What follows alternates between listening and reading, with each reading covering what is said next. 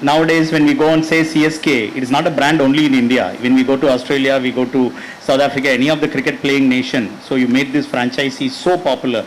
So we should all thank Dhoni for what CSK is today. It's the most popular franchise in the country. So now just asking how it was difficult. I'm sure you achieved much bigger accolades when you won all the 3 World Cups. So of course you won many cups for CSK too. How was it different captaining a country, maybe from our country, but when you come to CSK you're dealing with multiple nationalities, you should still could find so many people, nurture them not only from India, elsewhere. How was it different? No, captaining India and captaining CSK. How do you compare? What was the same? What is different? Well, the challenge is slightly different, though the basics remain the same. So even when you lead the Indian cricket team, you have people who come from different parts of the country. So all of them are quite different. Somebody comes from Punjab, somebody will come from Maharashtra, Mumbai, Karnataka, Tamil Nadu. So they're different in their own ways. But why it is different in IPL is, IPL you also have the mix of foreign players. And then the whole arithmetic is different in the sense, you may or may not get a chance in the playing 11 because somebody else is not performing. For the balance of the team and all of that. So I feel first and foremost how we started, we started as a family, when we started CSK, we were like, it's an extended family. So everyone who was part of CSK, including the support staff, we tried to gel well, we tried to understand each other very well. We tried to say that we don't just want to win the tournament, we want people to improve and become better cricketers, and we want people who play for us to tomorrow go and play for their respective country if they are not playing for the country, and in fact if possible lead their respective countries. So it was a challenge, not something that can't be done, but what really helped was the kind of players we got and the kind of management that we had, and they backed us throughout. Even when we were going through tough periods, they were always there. So I feel the challenge is different, but what made it easy was the support of each and every individual. And also the fact that, usually when you play international tournaments, none of them last for 60 to 65 days. You play for some time, then there's an off, or the series changes, or the format changes. But IPL is one thing, where you constantly go on for at least 60 days to 62 days. So that in itself is a challenge. Keeping everyone fit, people who are not getting a chance to play, how to keep them motivated and up to the mark that if they get a chance later on into the tournament, what's the kind of impact that they can have. So these are the challenges that comes to IPL, which is slightly different to international cricket. Thank you so much. So now coming to some tougher questions.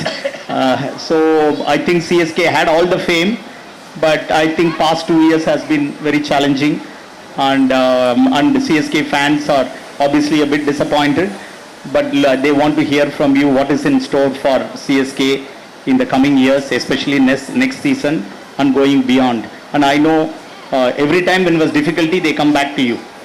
So whatever be the reason, we don't know, but whatever be the reason, finally they come back to you. When they give it to you, it was already difficult, but you did your best, whatever you could do. But how was it to deal with these difficult challenges in the past 2 years? And what do you think will happen to CSK from now this coming season and beyond? Well, if you see sport, the beauty of sport is how good you look on paper doesn't matter. What you actually do on the field is the stuff that really matters. And in a tournament like IPL, what you do consistently over a period of time, and then pull your socks up once you get into the knockout stages and come up with another beautiful maybe 2 or 3 performance, and that's how you win trophies.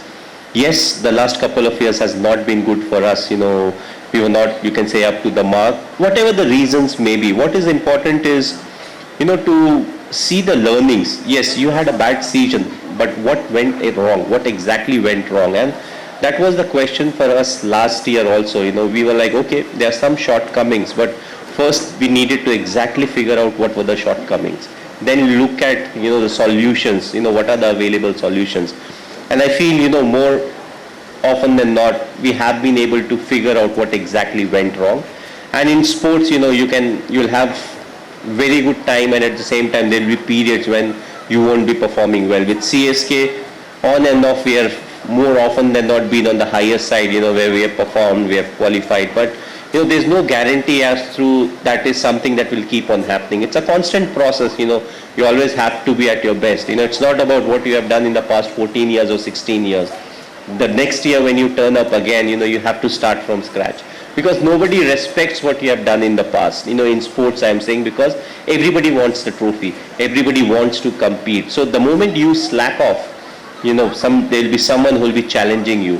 So I'm not saying we slacked off, but there were certain, you can say, holes that we need to plug in. The second half of the tournament, we are slightly worried about our batting order, people who will bat at different slots, but I think our batting order is quite sorted as of now. Ritu will be coming back. He got injured, so he will be coming back. So it looks as if we are quite sorted now with a small auction coming in December. Whatever further loopholes are there, we'll try to plug those in. But again, as I said, you have to be at your best at the start of the tournament. You have to get the planning right. You have to use the resources in the best possible manner.